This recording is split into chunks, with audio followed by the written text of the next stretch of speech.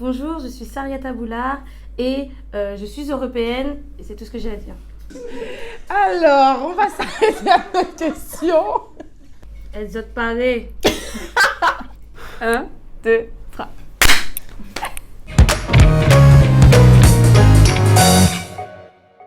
Tu lis ou je lis? Tu lis. Quel est le point commun entre les îles Canaries, les Açores et la Guadeloupe? Ce sont des îles, leur monnaie est l'euro, il existe des fonds européens qui leur sont dédiés. Ce sont des RUP, des régions ultra-périphériques de l'Europe. Ce sont des RUP. J'aurais dit pareil. Ben, ce sont des îles aussi. Mais attendez, il y a plusieurs réponses possibles. Je sais pas si... Bon, ok. Ben, en fait, toutes les réponses sont bonnes, en fait. C'est les 4, en fait. Mais si, moi, j'ai dit les 4.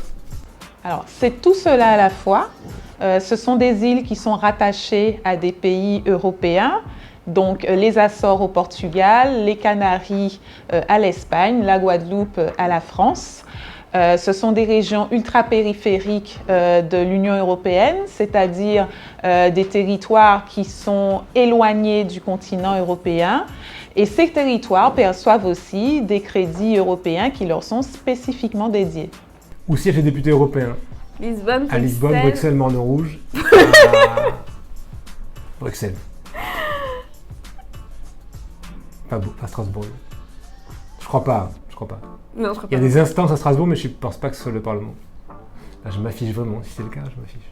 Les députés européens siègent à Strasbourg, parce que c'est là où se situe le Parlement européen. Combien d'États membres compte la communauté européenne? 27, 17, 37. Franchement, je dirais 17. Hein. Mais non, ils sont 27. Sans blague. Dorénavant, l'Union européenne compte 27 membres, puisque depuis le Brexit, l'Europe des 28 est passée à 27. Et combien de langues officielles compte l'Union européenne? Waouh. C'est Ah, pas le- 3, ça c'est sûr. Ouais. C'est italien, français, allemand. C'est même déjà trop que je parle même pas, t'imagines? Donc, Ah non, pas anglais. Portugais. Mais là, tu comptes quoi? Bah, les langues qu'on parle dans l'Union européenne. Ah. Donc ça fait déjà plus de 3. Donc 24. Je pense. 24. 24. Donc l'Union européenne compte 24 langues officielles.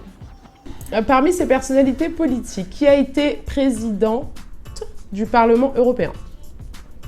Simone Veil, Christiane Taubira ou encore Lucette Michaux-Chevry? Alors elle, je la vois bien présidente du Parlement européen. Non, Moi, c'est pas j'aurais elle. été sur Simone Veil. Ouais, moi aussi. Grande dame, donc grand poste. Ouais.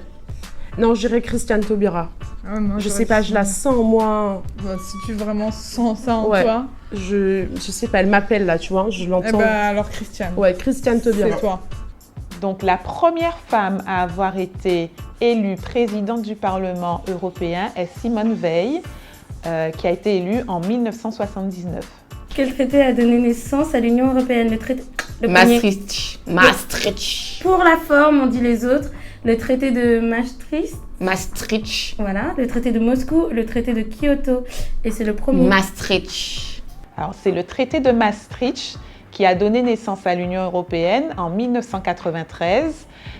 Et cette Union européenne, à l'époque, était composée de 12 pays membres.